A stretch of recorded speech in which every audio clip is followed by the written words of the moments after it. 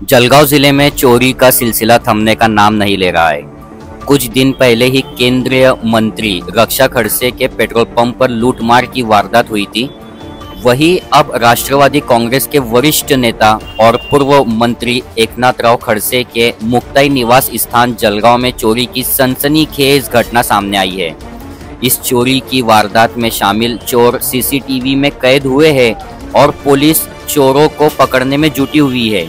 आज बुधवार को पूर्व मंत्री एकनाथराव खड़से ने पत्रकार परिषद ली और पुलिस की कार्यशैली पर नाराजगी जताई। अल्फैज पटेल के साथ जकी अहमद, खानदेश टाइम्स न्यूज, जलगांव। माझ्या या मुक्ताई बंगल्यामध्ये चोरी झाली।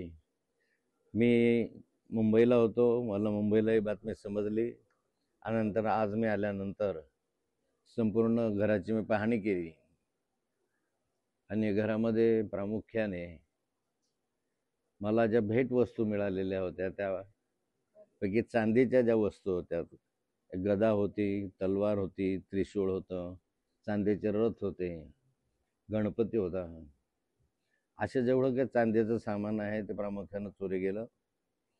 नंतर माझे नातेवाईक आहेत गोपाळ सरोदे, त्यांच्या घरामधले जवळपास 5 तोळे सोनं म्हणजे गहूपोत वगैरे वगैरे असं मिळून तेही चोरी गेलेलं दिसतंय।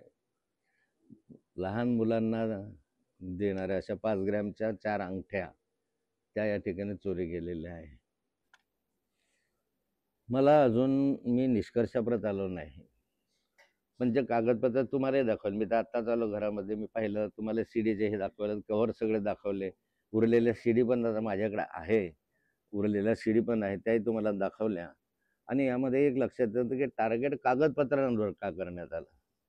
म्हणजे चोरायचं असेल तर चांदी, सोनं वगैरे जे काही चोरायचं आहे, पण महत्त्वाचे कागदपत्रच का चोरी गेले आणि त्याच्यातले काही कागदपत्र बाकी त्यांना म्हणजे कुणाला तरी माहिती आहे की त्याच्यामध्ये जे अति महत्त्वाचे कागदपत्र आहे ते बेडरूममध्ये आहे। नाही तर सीडीच्या संदर्भात तर मी तुम्हाला फार माहिती देऊ शकत नाही, बरेचसे गोपनीय आहे, काही बऱ्याचशा माहिती माझ्याकडे जी आहे ती आताही आहे, तुम्हाला मी दाखवू शकेल थोडेफार त्यातले चित्र त्याच्यामधून, म्हणजे तुम्हाला त्याच्या माध्यमातून अंदाज येऊ शकेल किंवा माझ्या मोबाईलमधूनही काही आहेत ते तुम्हाला कधी एकांतात व्यक्तिगत असं आहे, ते पर्सनल असल्यामुळे जरा दाखवायला व्यक्तिगत मी दाखवू शकेल तुम्हाला सारा जे माझ्याकडे आहे ते, पण कोणाच्या पर्सनल बाबीमध्ये पडू नये म्हणून मी अजून तरी इथं आहे त्याच्यामध्ये शांत आहे। पण मला आश्चर्य एवढंच आहे की यांना माहिती कसं की शिडी या ठिकाणी ठेवलेली आहे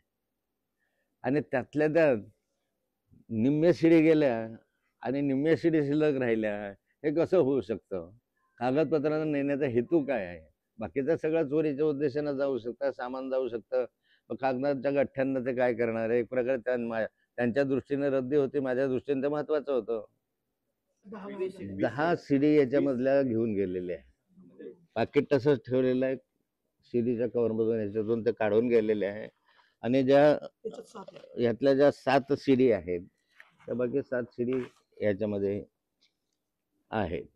काय आहे, तपासाचा भाग आहे। आता मी कुणाचंही नाव घेऊ इच्छित नाही किंवा कुणावरही आक्षेप किंवा आरोप किंवा गंगुले निर्देश सुद्धा मी करणार नाही, पोलीस चौकशी करतील।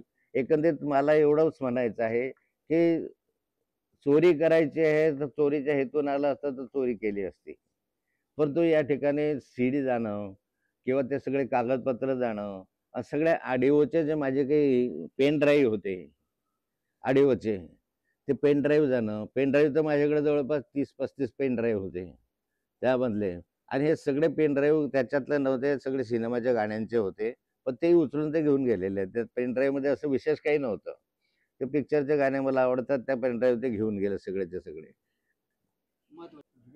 नाही, मगाशी मी सांगितलं की या जिल्ह्यामध्ये गुन्हेगार, 2 नंबरवाले, जुगारवाले, नार्कोटिक्सवाले एवढ्या मोठ्या प्रमाणावर अलीकडच्या कालखंडामध्ये निदर्शनास आले की या निष्कर्षाप्रत जायला हरकत नाही की पोलीस आणि या गुन्हेगारांचं संगनमत असावं।